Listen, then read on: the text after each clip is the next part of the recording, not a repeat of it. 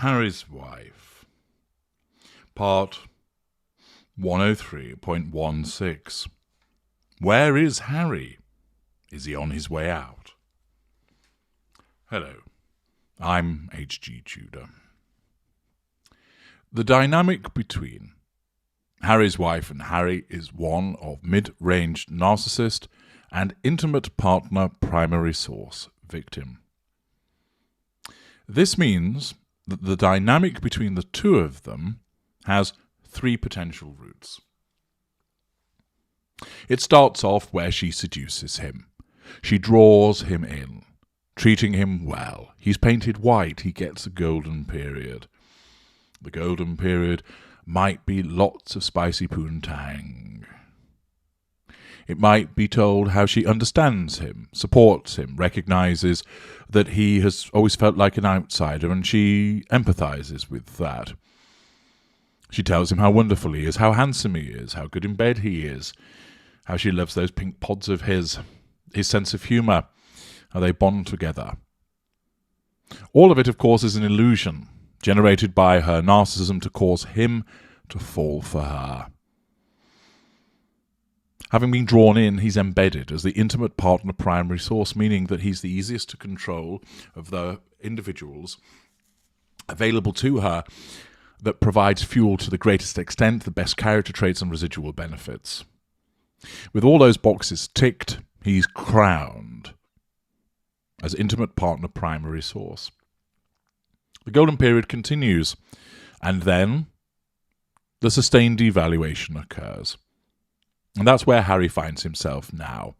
He's in the sustained devaluation where he'll be subjected to silent treatments, arguments, circular conversations, being malignly triangulated with others, possibly the victim of physical assault, insults, huffs, guilt-tripping, emotional blackmail, and a whole other range of mid-range manipulations. Sprinkled throughout this are the respite periods, the reappearance of the golden period to keep him hooked, the push, the pull, the push, the pull, the up, the down, the in, the out. He doesn't know whether he's coming or going. He doesn't know what he's dealing with. He recognizes at times that her behaviour is poor, reprehensible, downright awful even. But he's invested. He's invested emotionally, he's invested financially, he's invested in terms of the two children, irrespective of whether you believe in them or not. He remains stuck. He doesn't know what he's dealing with, and his own emotional thinking clouds his judgment. Thereafter, as I mentioned earlier, there are three routes available to this dynamic. Either the victim escapes, which is the rarest outcome, or the narcissist disengages for one of the 5 reasons, which you can understand more in my video, The 5 Reasons the Narcissist Leaves You. Those are the more common outcomes. Or neither of those things happen, and you have the roller coaster ride until one of the parties dies. And that's why in some instances, a narcissist and intimate partner primary source victim stay together for decades. Harry appears to have gone missing. He is not seen now, even with a cameo appearance in the RC Wipes podcasts. Of course, they were recorded some time ago, but nevertheless, other than popping in to tell Serena Williams that she got a good vibe going on, or such words to that effect with regard to her hairstyle, there's been silence. We've not seen him juggling the balls outside the window. He wasn't even stood to one side, encouraging his wife with regard to her ridiculous Variety magazine photo shoot. He wasn't seen going shopping down in Monty's shit show. He wasn't even there to carry the bags. We know that Harry's wife is getting out and about. She's off to Indianapolis next month. Will Harry be there? No mention of him in the blurb. And it would appear now that having got her hands on him and got hold of that title of Duchess of Sussex, which she continues to merch and triangulate with everybody, she doesn't seem as bothered about being linked to Harry. This is, of course, part of the way that she regards him. She's important, he's not. He was only important to the extent that he could contribute something for her. Now he remains easy to control, but she can control him by leaving him to one side, being unpleasant to him, forgetting about him, leaving him locked up in the chicken coop while she goes around swanning about as the angel of mercy she believes herself to be. She can still draw fuel from him, and that's important, but she has other people in the fuel matrix, secondary and tertiary sources, so she's not going to starve in that regard. And of course, when she does interact with him behind closed doors, whether it's giving him a golden period or whether it's lambasting him through more devaluation, Harry, being Harry, will pour with fuel, so she'll get plenty of that potent fuel from him. Character traits have already been acquired from him, and now she continues to obtain them elsewhere. The residual benefit, fame, money, access to network and title, that's all been obtained, and she doesn't necessarily have to keep him on side to retain those items.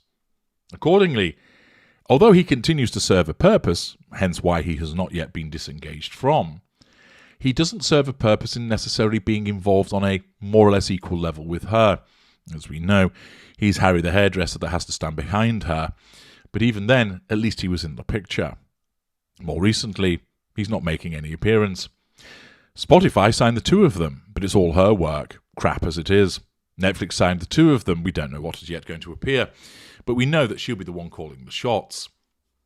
Second fiddle Harry, second row Harry, has very much been relegated in his own relationship. Of course, that was always the case from the beginning. It just wasn't as apparent as it is now. Some might wonder, is Harry consciously removing himself from her? There's a possibility that that's going on, but I see it as unlikely. He still is very much caught up in not understanding what he's dealing with.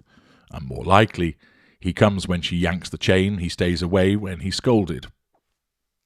Instead, she maintains that she's able to do more things without him. Not completely without him, he still has a use as the title, and she wants, of course, to get the titles for the children also.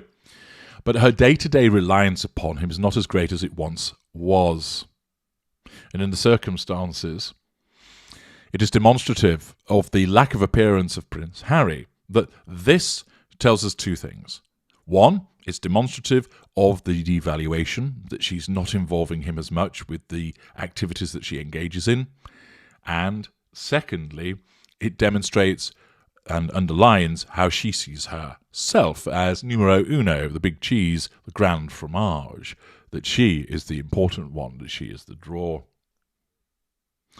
So, in terms of where Harry is, he's probably running around doing the menial stuff while she flounces around. He hasn't gone, he's not left, but he's certainly less prominent, because she doesn't need him to be prominent. It's all about her decision-making as to where he features. It's at her say-so. Is he on his way out? Not immediately, no. But because he's in the sustained devaluation, there are two possibilities. He might have enough of this and walk. It's rare. It's unlikely, but it does happen. Or, more likely, she gets rid, but she's not at that point just yet. He still does serve a purpose. But his lack of prominence is all down to her narcissism, the way that he's an object that is there to be used and utilised as and when she sees fit. He's there only at her grace and favour. He's an appliance that's there to be utilised in the way that her narcissism sees fit, and if she doesn't need him, then he basically is kept to one side, because it has to be all about her. I'm H.G. Tudor. Thank you for listening.